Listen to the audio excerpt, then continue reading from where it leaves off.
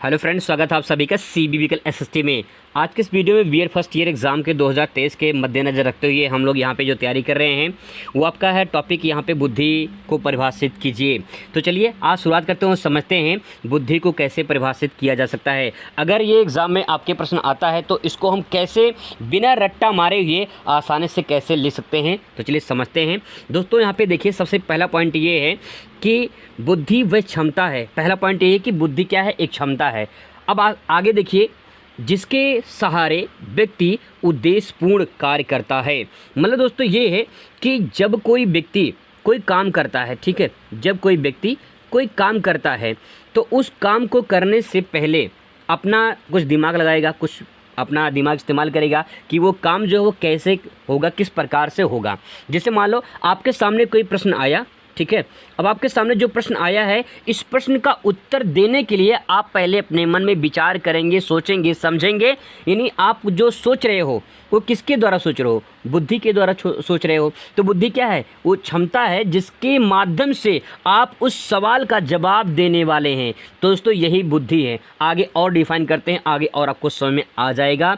तो बुद्धि वह क्षमता है जिसके सहारे व्यक्ति उद्देश्यपूर्ण कार्य करता है। जो भी उसका उद्देश्य होता है, जो आप जो करना चाहते हैं, जैसे आप बच्चों को पढ़ाना चाहते हैं तो आपको उद्देश्य ये कि जो मैं टॉपिक पढ़ा रहा हूँ बच्चों को समझ में आ जाए, यही आपका उद्देश्य है।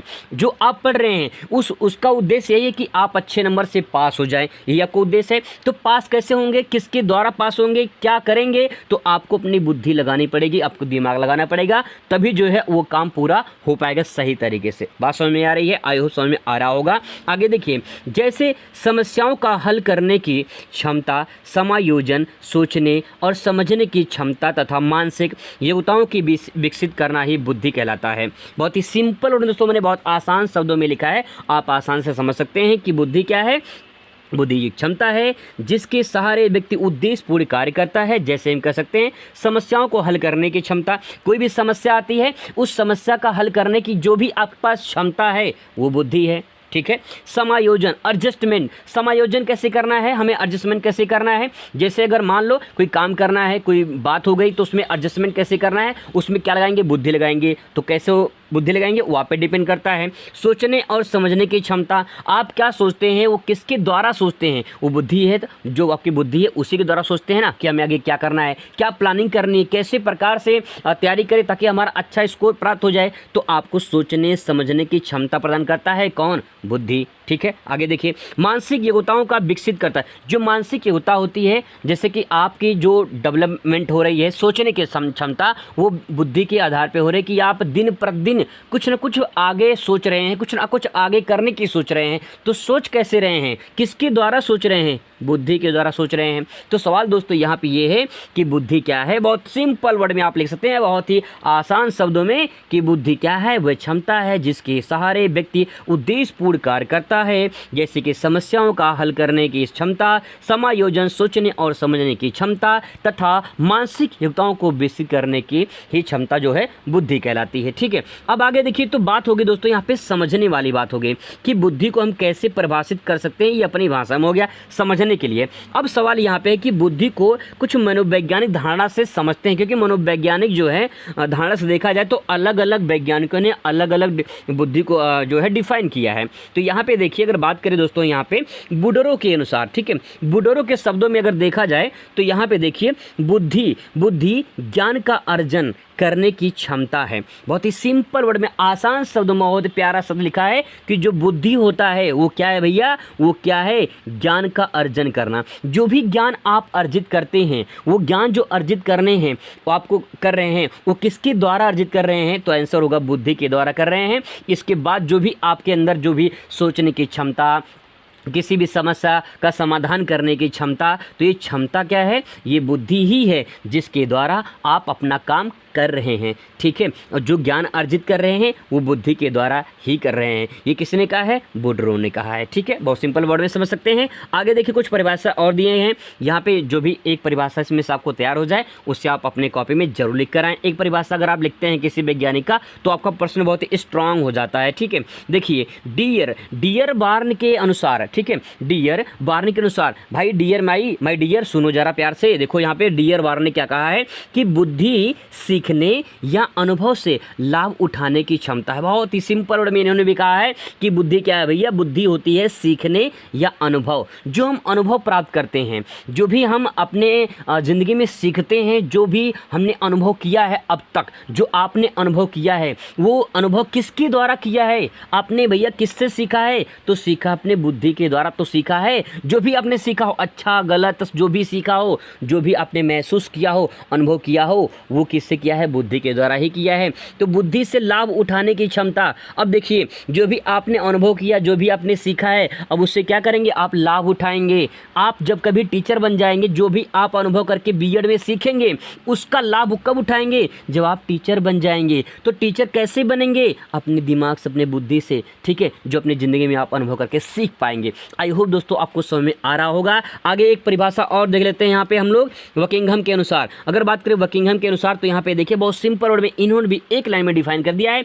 सीखने की योग्यता जो होती है वही क्या होती है? बुद्धि होती है। जो भी आपके अंदर सीखने की योग्यता है, ठीक है, वो आपकी क्या है? बुद्धि है। जैसे जैसे हम सीखते हैं वो किसके द्वारा सीखते हैं? बुद्धि के द्वारा सीखते हैं। तो जो भी आप सीखे हैं, जो भी आपके अंदर सीखने की योग्यता आई है वो किसके द्वारा आई है? बुद्धि के द्वारा आई है। दोस्तों ये प्रश्न यहाँ से बन सकता है, अगर पेपर में आए तो बहुत आसान शब्दों में आप इसे लिख सकते हैं। आगे यहाँ पे देख लेते हैं, अगर आपसे एग्जाम में पूछ लेता है कि बुद्धि की विशेषताएं क्या हैं। देखिए, अगर आपको बुद्धि समझ में आ गया ना कि बुद्धि क्या होती है, तो आपको विशेषताएं भी आसानी से समझ में आ जाएगा। देखिए विशेषता होता क्या है, जैसे मैं कहूँ कि मान लो कोई एक व्यक्ति है, ठीक है, ये व्यक्ति है, अगर मैं कहूँ ये व्यक्ति जो है पढ़ाने में बहुत अच्छा है, इसका संस्कार बहुत अच्छा है, इसका आचरण बहुत अच्छा है, इसका व्यवहार बहुत अच्छा है, ये इंसान बहुत अच्छा है, तो मैंने क्या बताया इसके बारे में? इसके बारे में कुछ विशेष बातें बताया है। वो बातें जो इसके अंतर्गत है, जो इसके विशेषता है, यही तो मैंने बताया है। अगर मैं कहूँ कि ये व्यक्ति यहाँ पे ये है और ये व्यक्ति बहुत ज़्यादा घूमता है, बहुत ज़्यादा नशा करता है, बहुत ज़्यादा जो है उल्टा सीधा बातें करता है, तो ये क्या है? ये इंसान की इसकी विशेषता हो गई। तो भैया विशेषता कुछ भी हो सकता है, अच्छा बुरा कुछ भी हो सकता है, लेकिन यहाँ पे बात वही होती है कि जो आपके अंदर बातें हैं वही आपकी विशेषता है, ठीक है। अब यहाँ पे देखिए बुद्धि की क्या विशेषता है, आइए समझते हैं। यहाँ पे बुद्धि व्यक्ति की जन्मजात शक्ति है। देखिए जो बुद्धि मिलती है वो कैसे मिलती है? जन्मजात मिलती है। आगे धीरे धीरे वो प्रोग्रेस होता चला जाता है। जैसे जैसे उम्र बढ़ती चली जाती है, बुद्धि भी कहीं न कहीं बढ़ती चली जाती है। ध्यान रखिएगा, बुद्धि का जो है वृद्धि नहीं होता है बल्कि विकास होता है, ये बात ध्यान रखेंगे। आगे देखिए यहाँ पे बुद्धि अमूर्त चिंतन की योग्यता है। यहाँ पे कहा गया है जो बुद्धि होती है ये अमूर्त चिंतन की योग्यता है। यहाँ पे बहुत सिंपल वर्ड में इसको समझने की कोशिश करते हैं। अमूर्त का मतलब क्या होता है? जिसे हम देख ना सके वो क्या है? अमूर्त है। तो हम जिसे देख ना सके, क्या आपने बुद्धि को देखा है? नहीं देखा है ना। तो आप जो चिंतन करते हैं, चिंतन जो करते हैं, मनन जो करते हैं, जो आप सोचते हैं, क्या आपने उसे देखा है? नहीं देखा है ना। तो हम कह सकते हैं कि जो बुद्धि होता है ये अमूर्त चिंतन की योग्यता है। बुद्धि कैसे कैसे विकास करती है इसे देख नहीं सकते हैं, लेकिन हाँ हम इसको कर सकते हैं, एक तरह से महसूस कर सकते हैं कि हमारी सोचने की क्षमता कितनी है, ठीक है। आगे देखिए यहाँ पे बुद्धि व्यक्ति को सीखने में सहायता प्रदान करती है। बहुत सिंपल सी बात है भाई, सही बात है। अगर आपकी बुद्धि रहेगी तो आप जितना बुद्धि रहेगा उतना सीख पाएंगे। तो बुद्धि क्या होती है? व्यक्ति को सीखने की सहायता प्रदान करती है।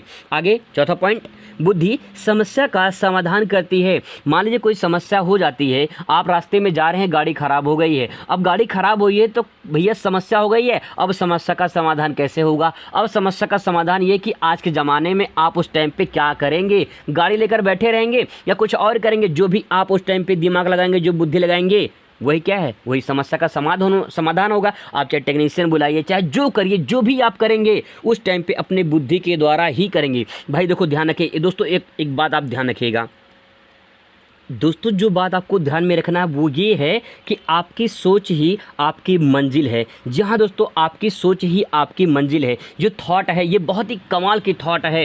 ये थॉट है, इसमें कहा जा रहा है कि जो भी आपकी सोच है, जितना आप ही सोचेंगे, जितना आप सोच पाएंगे वही आपकी मंजिल होती है। ये बात ध्यान रखिएगा। अगर आप सोच रहे कि मेरा बीएड में 90+ आ जाए, तो आप इतना सोच रहे हैं ना, कुछ लोग इतना सोच रहे होंगे भैया कैसे पास हो ही जाए, ठीक है। तो यहाँ पे दोस्तों ये होता है कि आप पास हो जाएंगे, लेकिन ये है कि आप जितना सोच रहे हैं उतना ही पाएंगे ना। तो सवाल ये है कि अगर सोचना है तो कुछ बड़ा सोचो ना भाई, क्या दिक्कत है छोटा सोचने में, बड़ा सोचने में।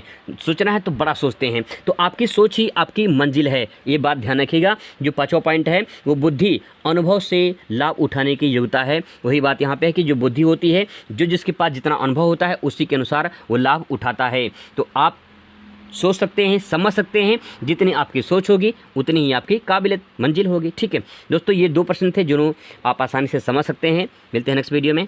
आई होप आपको पसंद आया होगा, समझ में आया होगा। Thanks for watching.